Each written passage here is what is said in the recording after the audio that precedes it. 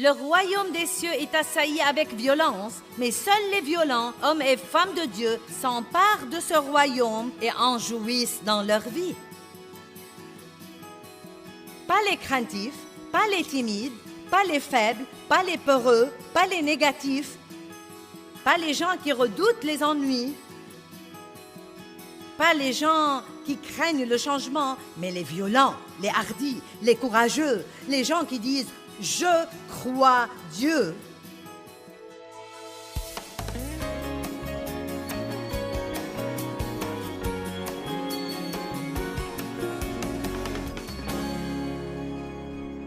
La crainte de ce que les choses ne changent jamais. Le mensonge de jamais.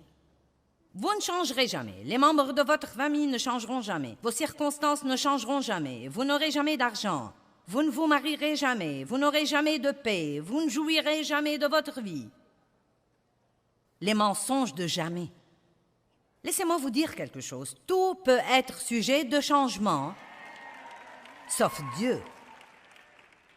Et tout change vraiment. Regardons un passage biblique, Hébreux 13, 5 et 6. C'est un peu long au début, mais tenez bon, car ça va devenir si bon. Que votre caractère ou disposition morale ne se livre pas à l'amour de l'argent, y compris l'avidité, l'avarice, la convoitise et la soif des biens terrestres, et contentez-vous de vos circonstances présentes et de ce que vous avez. Donc, où que vous en soyez en ce moment, ne craignez pas qu'il ne change jamais. Dites, eh bien, je vais être un petit campeur heureux là où j'en suis. Car Dieu a un plan. Lisons le reste du verset.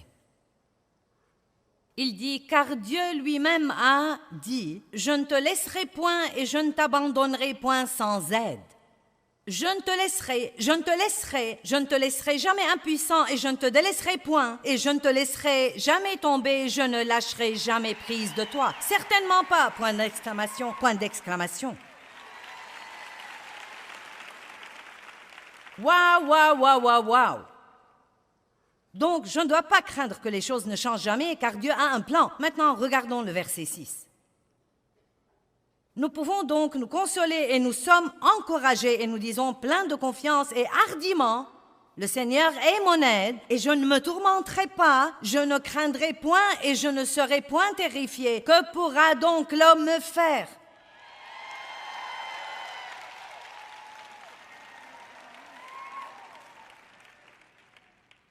Il a dit, nous disons. C'est pourquoi il est très important quand ces mauvaises pensées font la guerre à votre pensée, d'ouvrir la bouche et de dire ce que Dieu dit. Et non pas d'ouvrir la bouche et de dire la pensée que l'ennemi vous met dans la pensée. Allons-nous être le porte-parole de Dieu ou le porte-parole de l'ennemi? Est-ce que vous avez une idée sur l'importance de savoir ce genre de choses? Avez-vous une idée? Il suffit d'aller écouter les gens autour de vous et vous direz, ce n'est pas étonnant que votre vie soit un gâchis. Nous devons apprendre l'importance et la valeur des paroles et comprendre que la mort et la vie sont au pouvoir de la langue. La parole de Dieu est une épée contre l'ennemi. Prenez votre épée et utilisez-la. J'aime la représentation de Jésus dans l'Apocalypse, montant un cheval blanc, ses yeux comme une flamme de feu. Et la Bible dit, de sa bouche sortait une épée à double tranchant. Et vous savez ce que c'était la parole de Dieu? De sa bouche sortait une épée à double tranchant. Et si vous pouvez l'imaginer un instant dans l'esprit, quand vous dites la parole, en ce qui concerne l'ennemi, si vous dites la parole dans la foi, c'est juste comme une épée tranchante qui sort de votre bouche et qui le coupe en 1000 morceaux.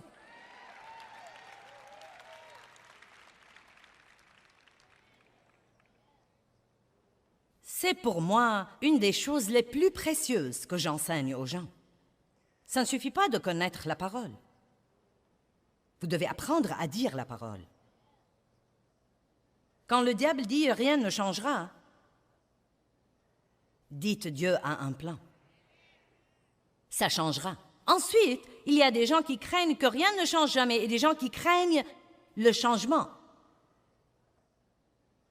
Mais le changement est certain. Très peu de choses dans la vie sont pour toujours.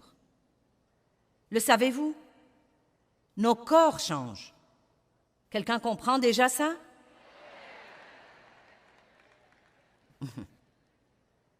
Oh, nous n'avons pas le temps d'aller là. Nos amis changent. Les enfants grandissent et quittent la maison. Les compagnies font faillite.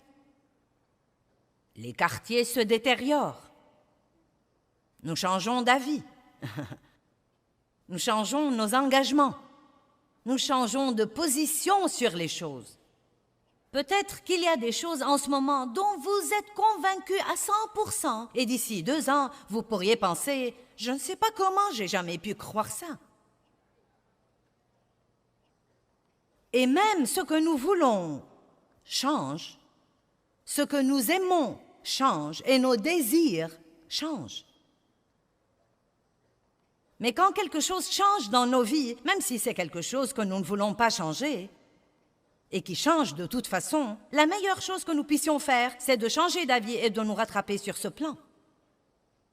Il n'y a rien de pire que d'avoir son esprit dans le passé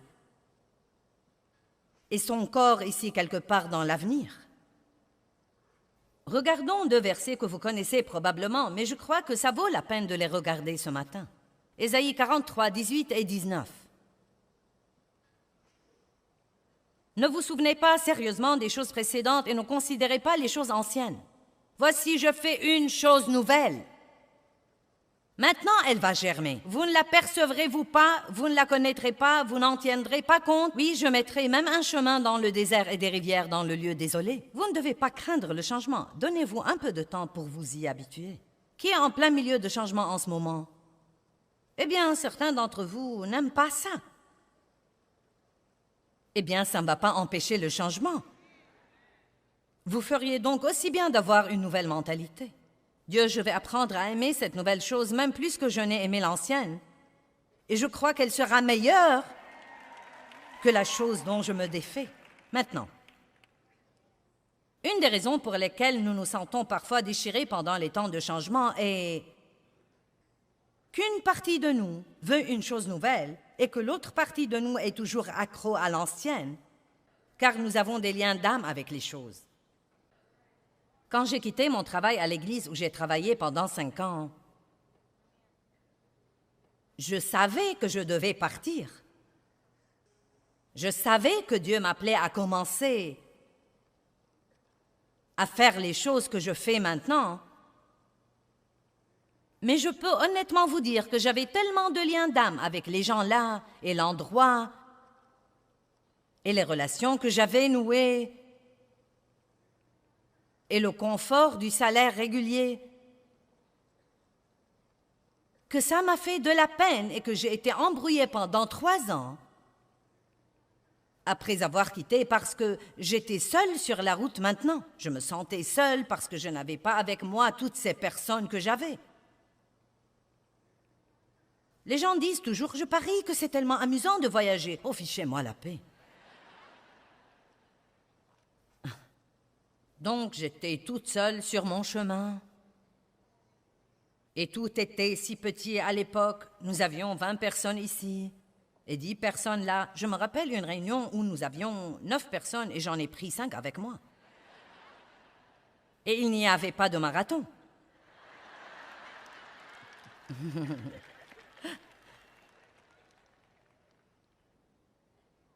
Et donc quand j'étais en ville, j'allais à l'église le dimanche. Et il y avait là tous mes amis et la belle musique. Et le pasteur parlait de la retraite qu'il venait de faire. Et je me sentais vraiment triste, j'étais presque déprimée. Et ensuite je pensais, oh, j'ai fait ce qu'il ne fallait pas, j'aurais dû rester là. Et honnêtement, je ne savais pas ce qui n'allait pas chez moi. Et finalement, quelqu'un m'a dit, c'était un homme de Dieu très expérimenté. Il a dit, c'est les liens de l'âme.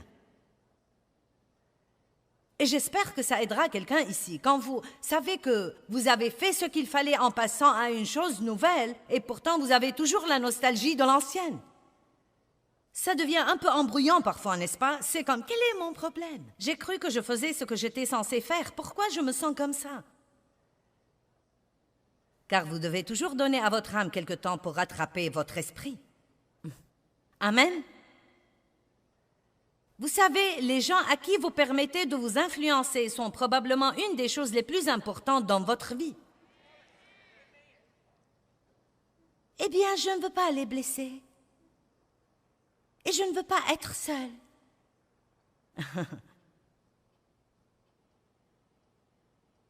Vous seriez dans une meilleure position en passant quelques nuits seules, plutôt que de laisser les gens empoisonner votre vie.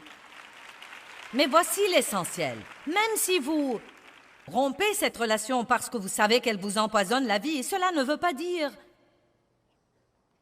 que vous n'allez pas la regretter. Cela ne veut pas dire nous pouvons même regretter la misère.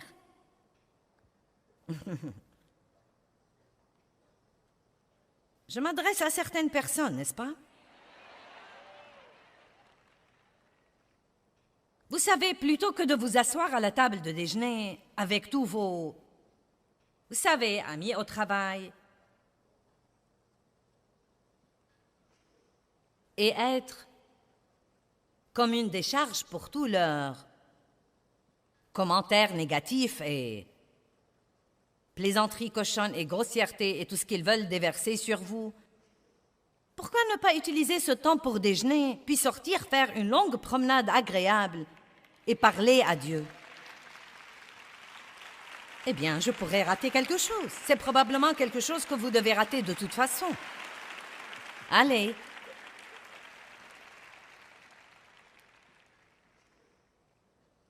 Ne craignez pas de changer. Vous savez, quand Moïse est mort, c'est très intéressant dans Josué 1, je n'ai pas le temps de vous prendre là. Dieu est allé à Josué et lui a dit une chose vraiment étonnante, Moïse est mort. Je suis tout à fait sûre que Josué le savait. D'autant plus qu'ils ont déjà été dans un temps de deuil pour Moïse. Mais quand Dieu a dit Moïse est mort, il disait beaucoup plus que ça. Il disait, il est temps que les choses changent. Tu vas prendre une nouvelle responsabilité. Les choses ne vont plus être comme elles étaient. Il n'est plus tombé de manne par après. Il était temps que le peuple grandisse. Et peut-être qu'il y a des choses dans votre vie qui sont mortes depuis longtemps, mais vous les traînez toujours avec vous. Et ce que vous devez faire, c'est de lâcher l'ancien pour que vous puissiez complètement prendre le nouveau.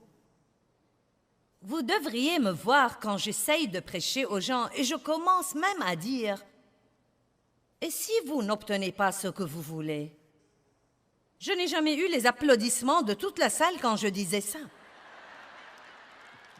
Hier soir, quand je lisais, ou n'importe quand, chaque fois que je lisais Hébreux 11, le panthéon de la foi, le panthéon des héros de la foi, et que je parlais de ça, et de tous ces gens qui ont cru, et il dit qu'ils sont tous morts, soutenus et contrôlés par leur foi, mais n'ayant jamais reçu l'accomplissement de la promesse. Non, mais elle était juste là-dedans comme elle est en ce moment. Je n'ai pas dit que Dieu ne s'est pas occupé d'eux, mais Dieu avait un plan qui était un peu différent de leur plan. Dieu voulait encore nous regrouper et nous permettre de faire partie du groupe. Dieu ne nous donne pas toujours tout ce que nous voulons et nous ne devons pas craindre ça. Nous devons dire, si je n'obtiens pas ce que je veux, cela veut dire que je ne suis pas censé l'avoir. Avons-nous confiance en Dieu autant que ça? Si je n'obtiens pas ce que je veux, cela veut très simplement dire que je ne suis pas censé l'avoir. Mais je le veux! Ne pensez plus à ce que vous voulez et pensez à Dieu. La Bible dit, fais de l'Éternel tes délices et il te donnera ce que ton cœur désire et non pas les désirs de votre chair. Dieu nous donne certaines des choses que nous voulons, mais il ne nous donne pas toutes les choses que nous voulons, car parfois nous ne sommes pas assez intelligents pour vouloir ce qu'il faut. Il y a des gens qui sont assis ici aujourd'hui, qui ont voulu des choses dans le passé, et vous êtes débrouillés pour l'avoir dans la chair, et maintenant vous regrettez de tout votre cœur de les avoir. Et bon sang, j'ai des amens robustes là-bas.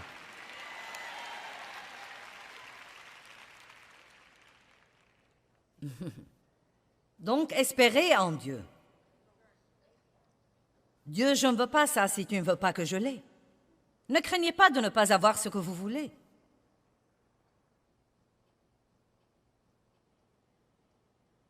Vous savez, Paul dit dans Philippiens 4, « J'ai appris à être content, dans l'abondance comme dans le besoin. » Vous savez pourquoi? Parce qu'il s'était abandonné à Dieu. L'abandon est un merveilleux, merveilleux mot. J'ai appris ce mot, peut-être, il y a 18 ou 20 ans.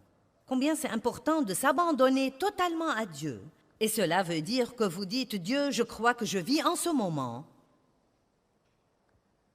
que je suis dans ta volonté parfaite et que tout ce qui arrive dans ma vie va travailler pour mon bien. D'une façon ou d'une autre, ça va se conformer à ton plan. Et non pas « J'ai horreur de ça !»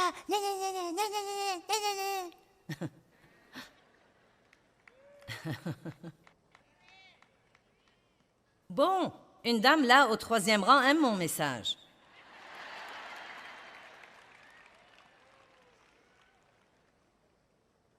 Eh bien, je n'arrive pas à croire que tout ce qui se passe dans ma vie soit de Dieu. Je n'ai pas dit que tout ce qui se passe est quelque chose que Dieu fait exprès dans notre vie, mais écoutez-moi, je vais vous dire une chose. S'il ne l'enlève pas quand nous voulons qu'il l'enlève, c'est qu'il a l'intention de l'utiliser pour un but plus important.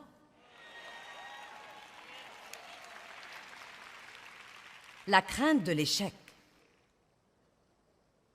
Laissez-moi dire d'abord que nous allons tous échouer dans la vie, mais personne ne doit être un raté. Échouer à une chose ne fait pas de vous un raté. Je vais vous dire quand vous serez un raté, quand vous arrêtez d'essayer. C'est la seule fois où vous pouvez dire « Je suis un raté ». Et vous savez quoi? La crainte de l'échec est vraiment une autre forme de la crainte du rejet. Si j'échoue, est-ce que Dieu me rejettera? Que penseront les gens? Est-ce qu'ils me rejetteront? Que diront-ils? Nous devons être courageux et nous devons faire un pas de foi et découvrir. Là encore, j'ai tant d'histoires, je n'ai pas le temps de vous les raconter toutes, mais vous savez quoi, je me rappelle tant de fois dans ma vie où j'avais si peur et où je faisais ce pas de foi. Et vous savez quoi, beaucoup de fois, Dieu merci, les choses marchaient. Il y avait des fois où j'essayais de faire des choses et elles ne marchaient pas. Et vous devez avoir assez d'assurance pour dire « J'ai fait une erreur ». J'ai cru que j'étais mené par Dieu, je ne l'étais pas. Donc, débarrassez-vous-en et allez de l'avant. Ne laissez pas cette erreur être la fin de votre vie. Si vous croyez que vous entendez de Dieu et que vous découvrez que ce n'est pas le cas, ne pensez pas « je ne peux pas entendre de Dieu ». Personne n'entend de Dieu parfaitement, personne n'est parfaitement mené par le Saint-Esprit. Nous apprenons. Je veux vous encourager aujourd'hui à être un chrétien violent. Vous dites, mais de quoi tu parles? Regardons Matthieu 11, 12. Courageux, violent. Depuis les jours de Jean le Baptiste jusqu'à présent, le royaume des cieux est assailli avec violence. Ce sont des violents qui s'emparent de lui comme d'un prix précieux. Une part dans le royaume céleste est cherchée avec la ferveur la plus ardente et l'effort intense. Si vous étudiez ces deux mots, les violents, violence et les violents, ils ont deux sens différents. Ce sont deux mots grecs différents. Et le premier, le royaume des cieux, est assailli avec violence. Cela veut dire attaquer, une mauvaise attaque. Et les violents veut dire les courageux et les énergiques. Le royaume des cieux est assailli avec violence, mais seuls les violents, hommes et femmes de Dieu, s'emparent de ce royaume et en jouissent dans leur vie. Pas les craintifs, pas les timides, pas les faibles, pas les peureux, pas les négatifs, pas les gens qui redoutent les ennuis, pas les gens qui craignent le changement, mais les violents, les hardis, les courageux, les gens qui disent « Je crois Dieu ». Et je n'ai pas peur de faire un pas de foi et de découvrir si ce que j'entends est vraiment de Dieu ou pas. Vous savez, j'ai essayé le ministère de la télévision longtemps avant que Dieu ne me l'ait donné. Nous avons loué un studio à la télé par câble à Saint-Louis et j'allais avoir un talk show. J'ai pris 3 ou 4 de mes employés et nous allions nous asseoir et j'allais être comme l'hôtesse et leur poser des questions et les interviewer. Ce qui est arrivé, c'est que je posais les questions et j'y répondais moi-même. Et ils s'asseyaient là comme des meubles supplémentaires. Et ce n'était même pas ce que Dieu voulait que je fasse pour commencer. Donc vous savez ce qui est arrivé? Après 6 mois d'être à la télé, je n'ai reçu qu'une seule lettre. Et il n'y avait pas d'argent dedans. Mais quand Dieu a ouvert la porte, oh bonté divine, comme une inondation puissante. Donc vous savez, je ne suis même pas désolée d'avoir eu cette expérience. Car, à dire vrai, parfois quand Dieu vous appelle à faire quelque chose, vous vous embrouillez un peu sur le timing. Vous avez quelque chose qui flotte au-dedans de vous et vous pensez, eh bien, je suis censé faire ça ou je ne suis pas censé le faire. Et la seule chose que je peux dire, c'est, faites un pas de foi et découvrez. Hey, si je marche dans la mer Rouge et qu'elle ne se fend pas, je reculerai.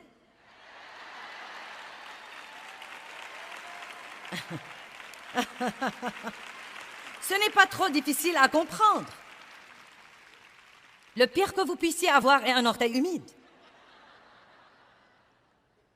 Mais ne restez pas là à regarder la mer Rouge toute votre vie et à dire « j'ai peur de découvrir si tu vas te fendre ». Eh bien, j'ai essayé de fendre la mer Rouge en allant à la télévision et j'étais en avance sur le timing de Dieu. Mais quand il l'a fendue, allez! Dieu vous donnera grâce et Dieu vous mettra un chemin. Mais vous savez quoi? Écoutez ce que je vais dire.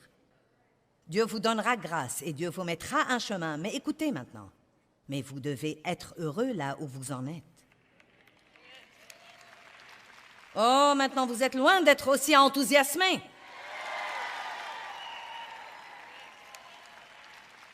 Oh, vous êtes si marrant. J'ai dit, Dieu vous mettra un chemin et Dieu vous donnera grâce et tout le monde dit, ouais!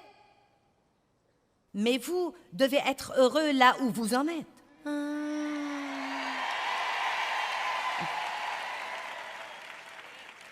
Et la dernière crainte, numéro 7, que je veux mentionner, c'est la crainte d'être blessé. La crainte d'être exploité.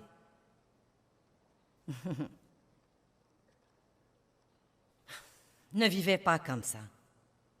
Vous ne devez pas craindre d'être blessé, car je peux vous dire d'avance que vous serez blessé. Ne laissez pas ce genre de crainte vous contrôler. Les gens me marcheront sur les pieds. Personne ne m'appréciera. Tout le monde va m'oublier. Je serai blessé. Les gens profiteront de moi.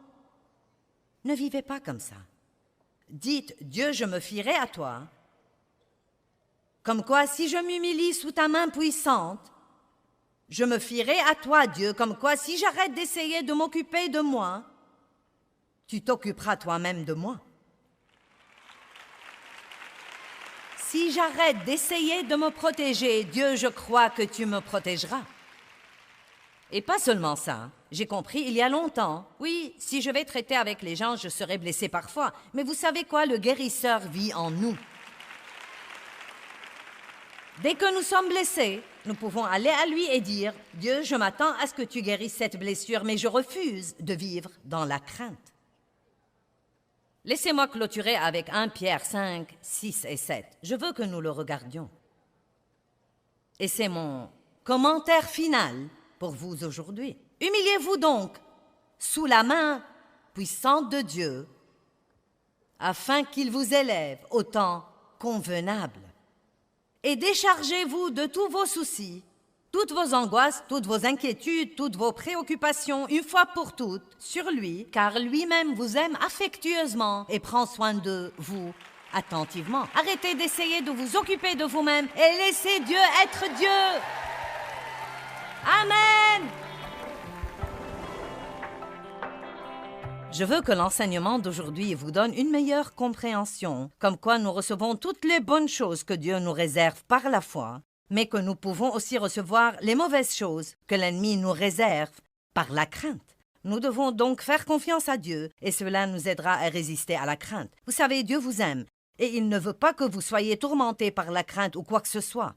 Il ne veut pas non plus que la crainte vous éloigne de votre destinée.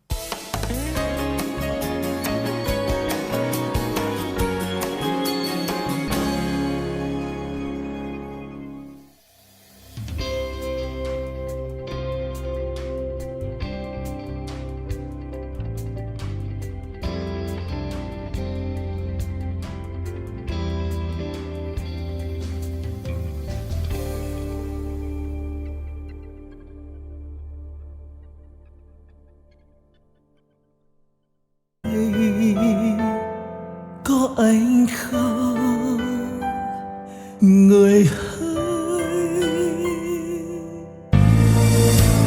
bao đắm say ta có bên người còn đâu, ngàn tuyết trắng mùa đông khóc nhau, nhìn từng con phố ngày xưa vắng lặng, tuyết trắng luôn sẽ có hoài. Ngày xưa ấy một lần lầm lỡ, thế nhưng lại đau vì ta mất nhau. Người không thứ tha đời ta ngỡ ngàng, để cho thương nhớ về trong lỡ ngày ta xa một ngày mùa đông, tuyết rơi lạnh cóng, xót xa hoài mong. Bông tuyết rơi một đời tạ tới, đóng băng